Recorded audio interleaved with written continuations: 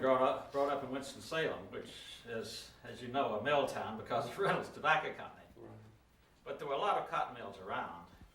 And my perception of you cotton mill people was the same, I think, as every other middle-class person had in the South almost. I came from the lower edges of the middle class, kind of clinging to our status. Right. And I thought you were dumb, ignorant, and didn't care. And then I got into college, and I had a professor who told me something different.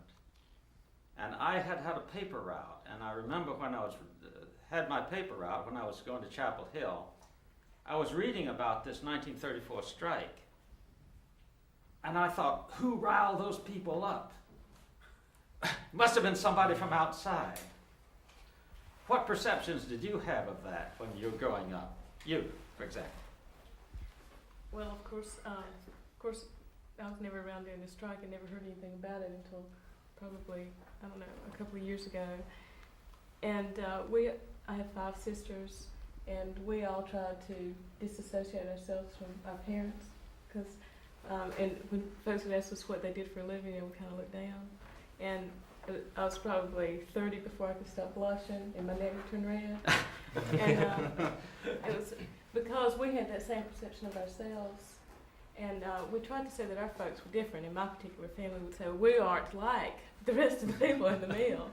My folks were working there because of, they didn't really have any choice. Other people choose to work there. We were different.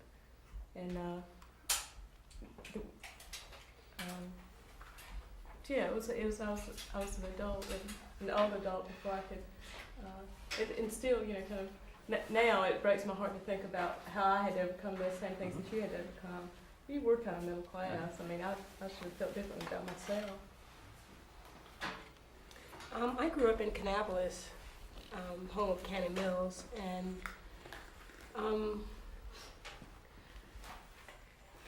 it was always expected for me and my family that because my parents worked in the mills, that's what we would do. Consequently, in high school, I was pretty much tracked in the lower track, and remember was happy to take textiles, which was a course that taught you how to weave, how to spin, how to do all the things in the mill, and didn't really learn about the 1934 general textile strike until about a year ago. And until that time, I had really looked at growing up in a company town, not really understanding just what all that means. And once I really became political and started understanding some of that, there's a sense of anger that I have now from thinking that we didn't have backbone to stand up. I mean, the ministers pretty much controlled what you did at church, and economics controlled what you did everywhere else, and you were pretty much locked into not being vocal and not being speaking out on certain things because you could get fired or your parents could get fired, and I just have a sense of anger about that. And I guess I did grow up internalizing that oppression and not feeling very good about myself, not only being a Linhead, but being a minority, which double impacts all the negative narrative about growing up in a non-union textile company town. Sheila? I was from Columbus, Georgia. I work at Fieldcrest Cannon. Growing up, we lived in Columbus. My grandmother lived in Bibb City, which is a textile town, part of Columbus. I remember her working in the mill. I remember her coming home and this kind of things when I would go visit her on the weekends. But when I first started working in a cotton mill, I called myself a textile engineer. I did, in fact, make it.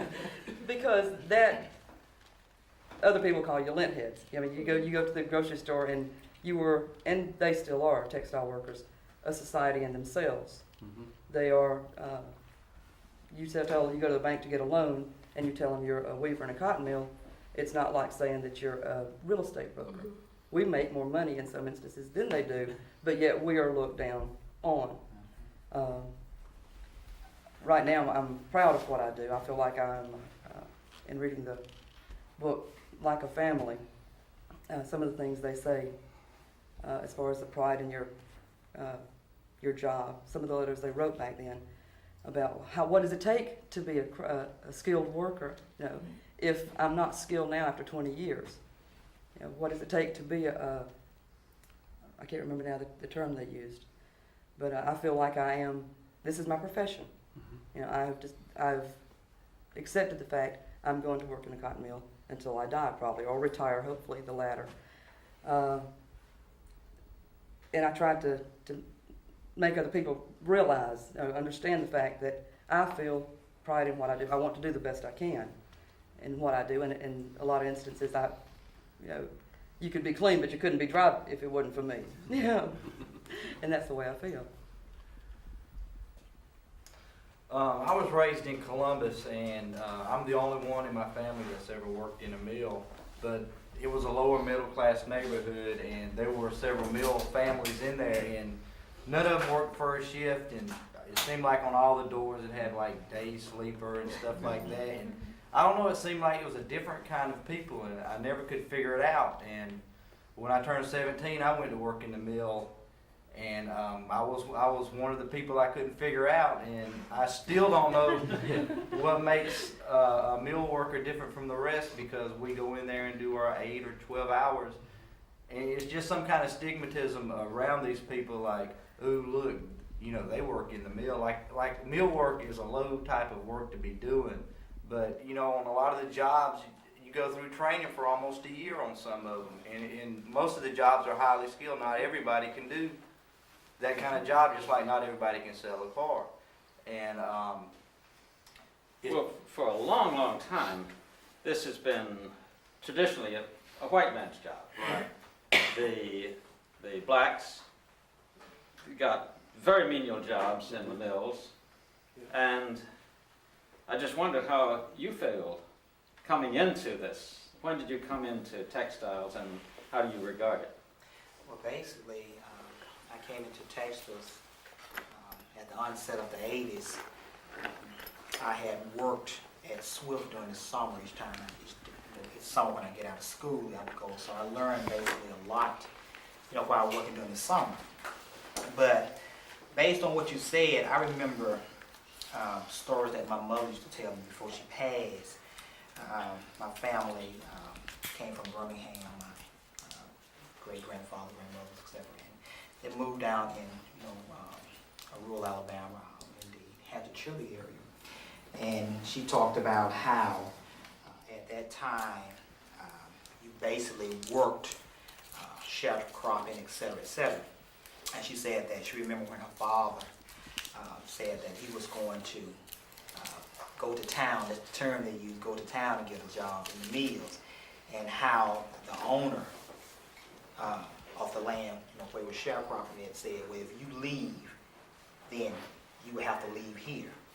And it was a threat, really, that if you set one foot off his land seeking a job in the mill, then, you know, you had no place to stay. But, you know, he went on anyway. It was almost like they didn't want you to move up, but he got hired at what is known as Eagle and Phoenix, and the job was, you know, minimal. It wasn't a skilled job. It wasn't a job that you said, well, I'm a craftsman, or I'm a weaver, or a fixer, you know, sweeping in the card room, basically in the dirtiest part. So when I came into textiles, I noticed that the number of blacks that were hired was basically put in the card room, the dirtiest part of the plant. And when I read the book Like a Family, I guess now about 3 years ago, all of this information that she told me back then, I got a chance to read in the book, and I said, my goodness, you know, somebody is actually telling the truth. But overall, the perception is that if you are a real worker, then you don't have that prestige, you know, that others have. I remember my sister, she got off work, she was at Bibb at the time.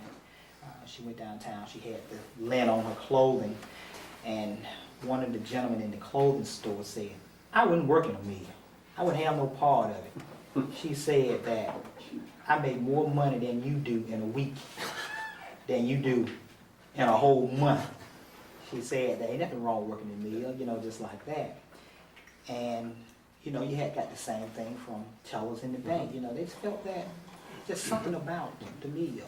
Well, I wonder if there's something about this business of making it a white man's job that made it, that increased antagonism between blacks and whites.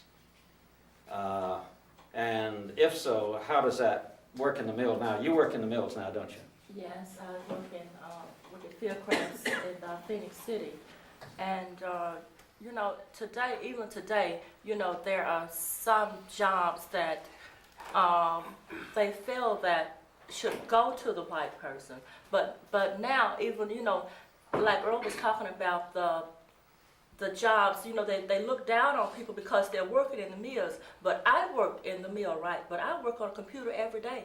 But, you know, they will look down on me because if I tell somebody that I work for Fieldcrest Cannon, okay, you work in the mill, so I'm less of a person. But I work on a computer every day, just like the ladies are in the offices, you know. But still, that wouldn't make me less of a person or make me not get the job on the computer because I am black. Whereas back in 1934 or whenever, I was told that I was told by some people that work right there in my plant that when they came to work for Fieldcrest, they had to sweep the floor. And if they did other jobs, they could do that job, but they could not get paid for what that, you know, the pay rate of that job, simply because they were black, you know. And it's just, you know, it's just good to sit back and talk with our elderly people or older people and just get to know this history, because it can help us, you know, now to realize how far we've come and some of the things that we need to do today, you know, to keep things moving along. Well, now, this history, how has it affected you? And when did you learn about this history? Well, I grew up in Martinsville, Virginia, which is a mill town, and started in the mill when I was junior in high school. I was 16, 17 years old. And I wasn't aware of any history. Everybody I knew, my parents worked in the mill, everybody I knew worked in the mill. We lived right at the company gate, basically. You could see that everybody worked in the mill. I mean, I didn't think of any history.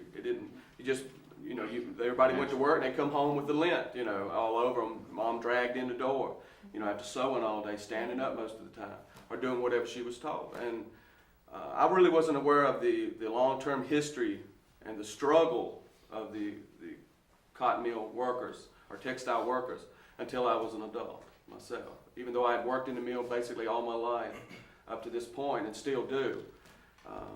You know, the history is long and varied, but as far as me being aware of it, it was only until my adult years that I became aware of it. Through readings, the book Like a Family and other readings, but it's you don't think about it. Now, how has that history affected the organization? Because you want to identify yourself as an organizer. Yes, my name is Reese Bowler. I'm a full-time staff representative with Act 2. Well, a little bit on my background. I was raised in Union, South Carolina, which is nothing but Texas.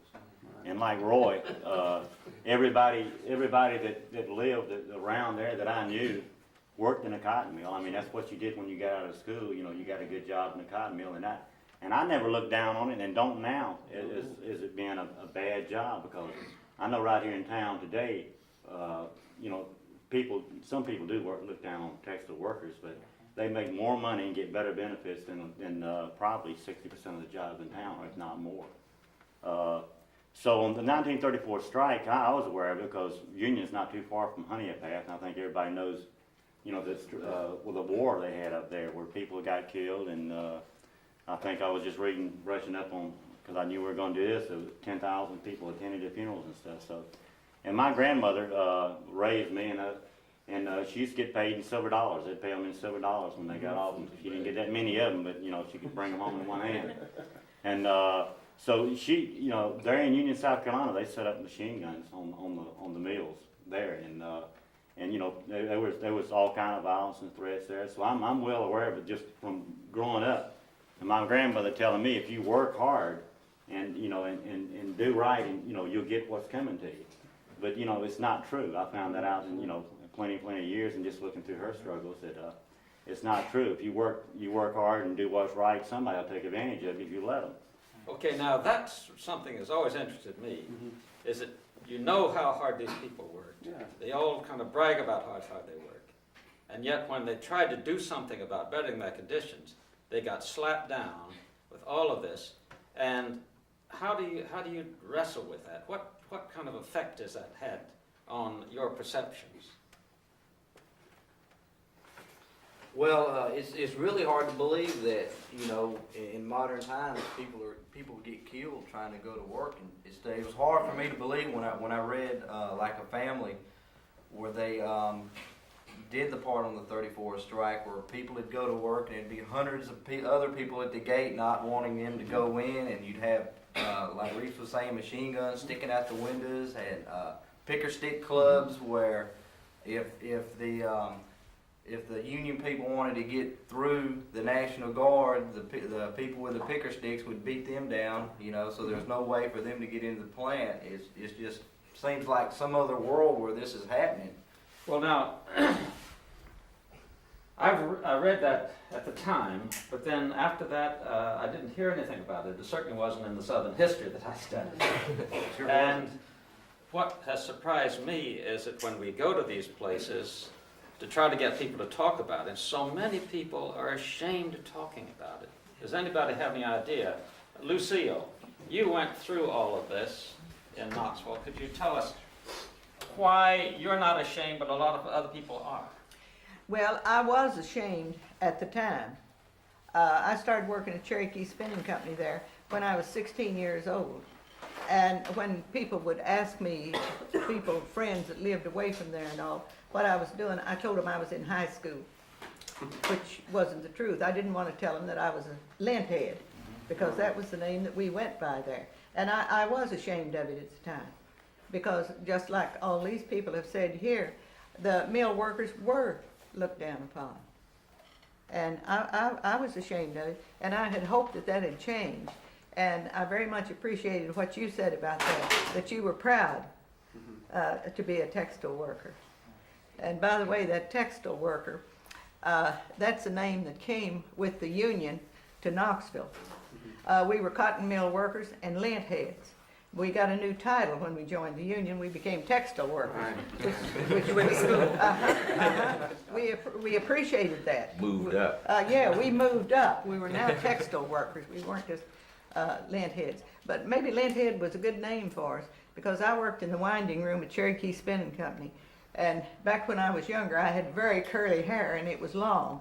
And I was completely white-headed when I would come out of the mill, you know. That's right. So maybe lint head was a good name for us, but we didn't like it. And I experienced the same thing that you are now. When you would go to a bank for a loan, or we couldn't even get credit at the department stores because we worked in the mill.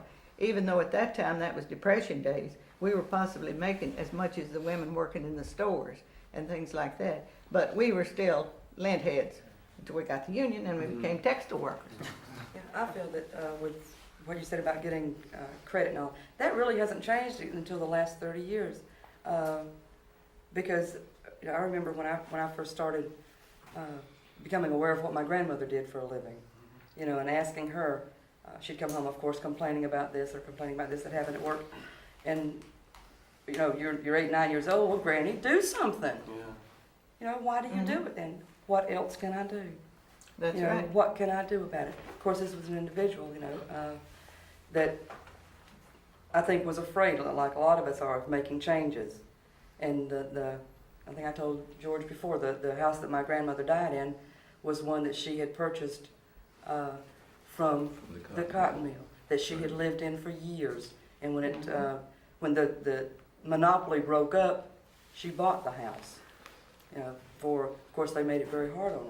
You know, the terms of the agreement were very strict, and her employment was based on, or her owning the house was based on her employment. Yeah, well, when the wage hour law came along, and they could no longer do certain things with the village house. In other words, the company would, in the days before the wage hire law, would use that as an inducement for the people to work. I think it was 50 cents a room that they used to charge in some of the mill villages that I remember. When the wage hire law came along and they could no longer say that that was not part of wages, but was part of wages, that's when a lot of these mill villages began to disappear. Right. And of course, in the old days, when you went to a textile mill, the front row of the houses that faced the mill generally were either made of stone or better houses or a little bit bigger, and that's where the superintendent and the foreman lived. The next row was where the mill hands lived, and those were just Shotgun house. shotgun houses, is right, you know, where you can shoot right through with a shotgun. And then the ones way in the back was where the people who were part-time or folks that would be fired and come back and fired and come back might still live. But that was part of the change. Of course, I smile when you talk about linthead. The reason that they called you lintheads was because when we went to work in the cotton mill, I don't care how clean you was, and if you took a shower, why, when you came out, you, just like you said, you were white all over, on your clothes, everything else. That was before air conditioning. That was before they had any kind of exhaust fans. That was when we started this brown lung business, where people were dying of TB and of brown lung, and nobody paid a bit of attention to them. And that's how you would call linthead. There was another reason why you were having trouble getting credit, and that was in so many mills there was a company store. The merchant expected you to buy your stuff at the company store, and if you couldn't buy it there, it was a sign either that they had fired you or you had run up so much credit that they wouldn't trust you there. So if you came to the merchant downtown, why, he was scared of you because he figured that if you wouldn't pay the mill, you wouldn't pay him. And that was part of the reason why you were having trouble with credit. Then they used to say that they could tell who worked in the mill by the color. They said by their color. If they had a pallor, it was sort of yellowish, that was that the cotton was getting into their lungs. The lint was getting into their lungs, and that was why they used to say that they could distinguish between the mill hand and the other hand. And the reason I say that is I come originally, as you know, from Birmingham, and there we had the coal mines. And when we went to work in the coal mines, we thought that was way better than anything that you could do in a textile mill. A textile mill, why, that was nothing. Even if in the coal mine you wound up with the same black lung and all that trouble too. But the company towns used to control it. That's the difference between 34 and now. The company towns have disappeared, and the companies sold these houses off at good prices. And when you said they made it tough, they made it tough on a lot of them. A lot of them they sold several times.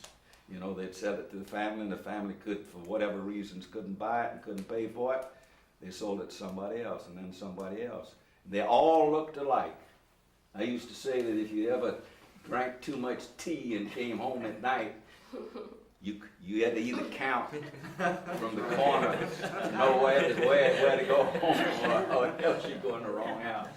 Since you're talking about lintheads and all, where I grew up, everybody worked in a mill. You either worked in a mill or a furniture factory. That's all it was. And mill workers, I mean, to each other, we weren't lintheads. You didn't call each other lintheads. Only the outsiders or the business people, or they call people lintheads. But for us to think of each other as lintheads, it just didn't happen. You just didn't think of. We were people who worked in the cotton mill. And I never, getting back to you said the textile, thinking each people, workers as textile workers now. We was always cotton mill workers or mill workers until the last 10 years of my life.